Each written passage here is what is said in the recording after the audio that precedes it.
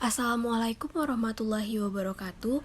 Perkenalkan, kami dari kelompok 14 yang beranggotakan 1 Aziza Zalfira, NIM 21231119, dan yang kedua saya sendiri Elsa Seprima, NIM 21231057. Baiklah, pada kesempatan kali ini kami akan mempresentasikan tentang genetika. Prinsip dan manfaat genetika. Prinsip ilmu genetika adalah hereditas atau pewarisan sifat. Pewarisan sifat berlangsung dari generasi ke generasi. Dalam pewarisan sifat, yaitu bahwa sifat yang dimiliki akan diturunkan kepada turunannya. Penerapan rekayasa genetik sangat membantu dan memenuhi kebutuhan hidup manusia. Di antaranya, menyediakan kebutuhan pangan masa depan dengan kualitas yang lebih baik, dijadikan alternatif sumber energi yang dapat diperbarui, misalnya biomas dan biofuel, yang dapat menggantikan sumber energi konvensional.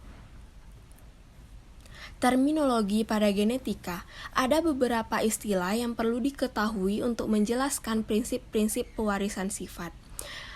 P adalah individu tertua, F1 adalah keturunan generasi pertama, dan F2 adalah keturunan generasi kedua. Selanjutnya, gen D besar dikatakan sebagai gen atau alel dominan, sedangkan gen D kecil merupakan gen atau alel resesif.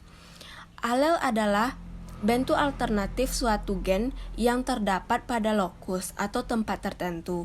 Gen D besar dikatakan dominan terhadap gen D kecil karena ekspresi gen D besar akan menutupi ekspresi gen D kecil jika keduanya terdapat bersama-sama dalam satu individu, D besar dan D kecil. Dengan demikian, gen dominan adalah gen yang ekspresinya menutupi ekspresi alelnya. Sebaliknya, gen resesif adalah gen yang ekspresinya ditutupi oleh ekspresi alelnya. Selanjutnya, hukum Mendel 1. Hukum Mendel 1 disebut dengan hukum pemisahan gen atau hukum segregasi yang menyatukan bahwa satu dari dua alel gen akan memisahkan diri pada saat proses pembentukan gamet keturunan. Hukum segregasi dapat dilihat dengan melakukan percobaan persilangan monohibrid, sedangkan hukum asortasi dapat dilihat dengan melakukan percobaan persilangan dihibrid. Hukum segregasi memperhatikan dua alel yang berbeda dalam satu gen, misalnya menyilangkan tanaman kacang berbunga kuning Y besar, dan kacang berbunga hijau Y kecil. Contoh persilangan monohibrid yaitu seperti pada gambar. Selanjutnya, hukum Mendel 2. Hukum Mendel 2 disebut juga dengan hukum asortasi bebas. Hal ini disebabkan karena gen di dalam gamet mengalami penggabungan asortasi secara bebas saat pembentukan individu bar. Asortasi itu artinya berpasangan. Hukum 2 Mendel bisa diamati pada persilangan dihibrid. Persilangan dihibrid adalah persilangan dengan dua sifat beda.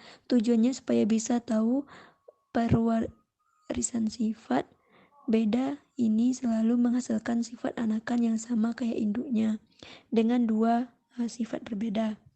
Contoh persilangan dihibrid yaitu pada gambar. Selanjutnya, aplikasi hukum Mendel. Persilangan antara bunga mawar M besar dengan mawar putih dengan gen M besar bersifat dominan terhadap M. Lakukan persilangan sampai mendapatkan F2. Jadi didapatkan hasil perbandingan fenotipnya adalah 3:1, yaitu 3 sifat merah dan 1 sifat putih. Sedangkan untuk perbandingan genotipnya diperoleh M besar dibanding M besar, M kecil, dan dibanding M kecil, yaitu 1:2:1. Cara pelaksanaan melakukan hukum Mendelnya yaitu pada gambar. Sekian, terima kasih. Assalamualaikum warahmatullahi wabarakatuh.